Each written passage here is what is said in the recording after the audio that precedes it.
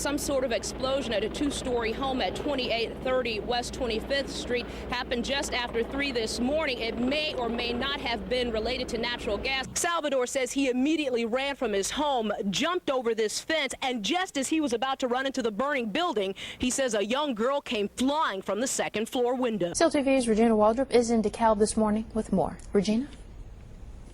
I'll tell you, those grief counselors will be here for 4 days of intensive training of faculty and staff, giving them ways to help students cope when they head back to classes here on Monday to begin yet another step in that long process of healing. Regina, what are travelers up against there?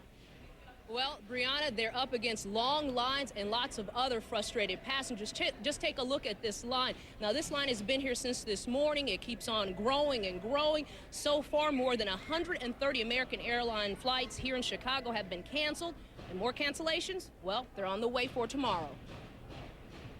More travel troubles for airline passengers. I'm very annoyed, very, very annoyed. And I blame the politicians.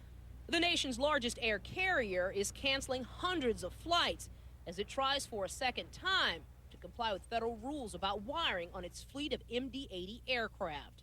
This morning was crazy. They only had 2 people working the front, and then it was just crazy.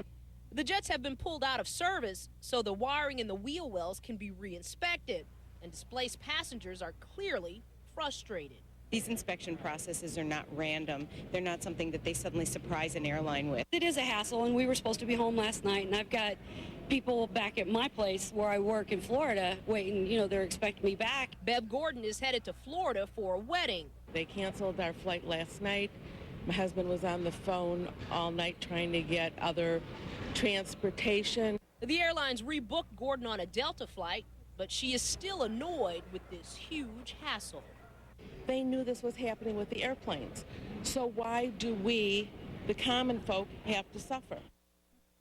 Now, Brianna, American says it won't know how many flights will be canceled tomorrow until it gets a read on how quickly mechanics and inspectors can look at those MD-80s and get them back in the air. In the meantime, American is trying to accommodate passengers who've been displaced by getting them on other flights on American or other airlines. Brianna? Regina, that woman is going to get to that wedding, though, right?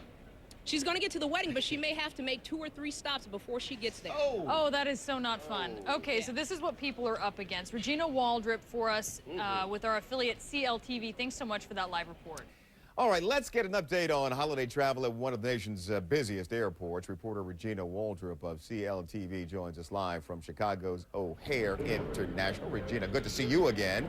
Hey, Regina, I'm told the O'Hare story this holiday is as much an economic story as it is a travel story. Explain that to us for us.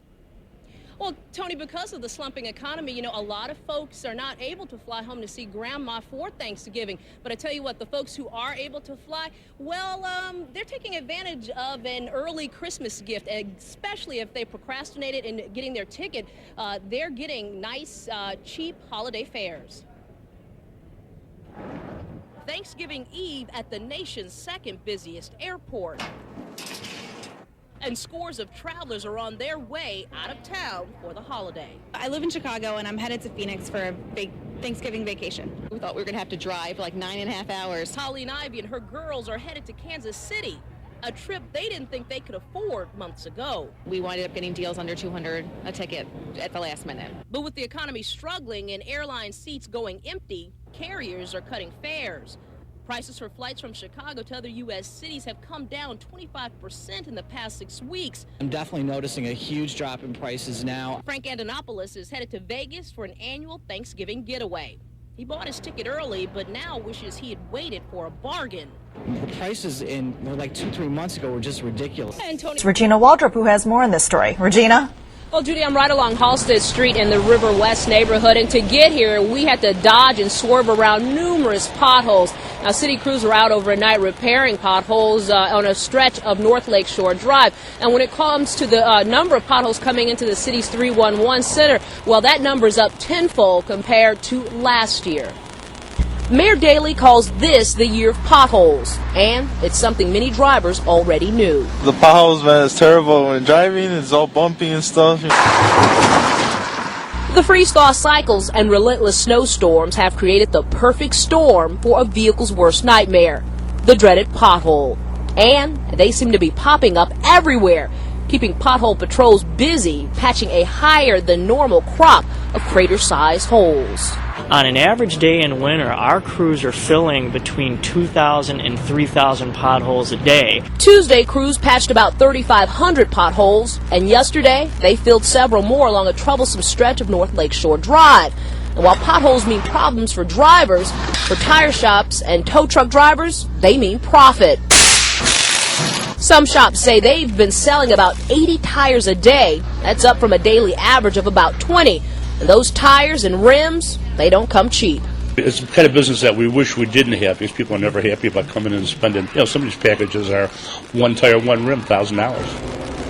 Now, Judy, if your car was damaged by a pothole on the streets of Chicago, there's a way for you to get some help from the city.